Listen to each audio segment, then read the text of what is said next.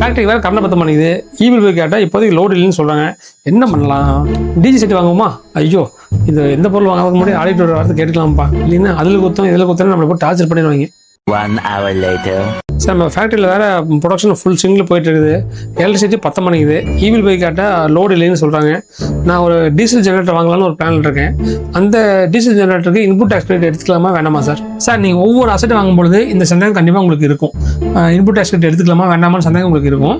நான் சொல்கிற அந்த 5 கண்டிஷன் நீங்கள் ஃபாலோ பண்ணிங்கன்னா நீங்களே முடிவு பண்ணிக்கலாம் அதை இன்புட் எடுக்கலாமா வேண்டாமான்ட்டு. கண்டிஷன் நம்பர் 1, நீங்கள் வாங்குற பொருள் வந்து பிசினஸ் பர்பஸ்க்காக மட்டும் பயன்படுத்தணும். கண்டிஷன் நம்பர் 2, நீங்கள் வாங்குற அந்த அசெட் வந்து இம்மூவபிள் ப்ராப்பர்ட்டி இருக்கக்கூடாது, அதாவது அசியா சொத்தா இருக்கக்கூடாது. கண்டிஷன் நம்பர் 3, நீங்கள் வாங்குற பொருளோ இல்லை பில் பண்ணுற பொருளோ சிவில் ஸ்ட்ரக்சரில் வரக்கூடாது.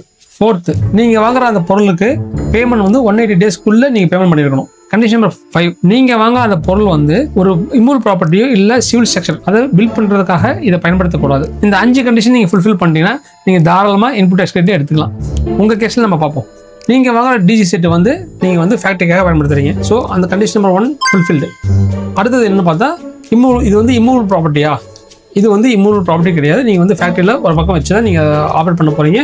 அது உங்களுக்கு எப்போ வேண்டாம்னு தோணும்போது நீங்கள் ஈஸியாக வந்து நீங்கள் டிஸ்மேண்டில் பண்ணிக்கலாம். So condition number 2 fulfilled. அடுத்து வந்து பார்த்தீங்கன்னா இது சிவில் ஸ்ட்ரக்சரில் வருமா? இது வந்து சிவிலில் வராது. ஸோ கண்டிஷன் நம்பர் 3யும் ஃபுல்ஃபில்டு.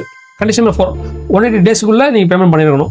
நீங்கள் சொன்ன மாதிரி ஃபுல் பேமெண்ட் பண்ணாமல் கண்டிப்பாக மெட்டில் வெளியே வராது. 5th கண்டிஷன், நீங்கள் வந்து இந்த டிஜி செட்டை வச்சு சிவில் கன்ஸ்ட்ரக்ஷனோ இல்லை இம்மூவபிள் ப்ராப்பர்ட்டி கன்ஸ்ட்ரக்ஷனோ நீங்கள் பண்ணக்கூடாது. அப்படிங்கிற பட்சத்தில் இதுவும் ஃபுல்ஃபில்டு.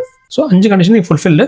தாராளமாக நீங்கள் ஐடிசி எடுத்துக்கலாம். உங்களுக்கு ஜி சம்மந்தமாக ஏதாவது டவுட்ஸ் இருந்ததுன்னா கமெண்ட் பண்ணுங்கள். மேலும் இது போன்ற தகவலுக்கு ஸ்டே கனெக்டட் வித் SK.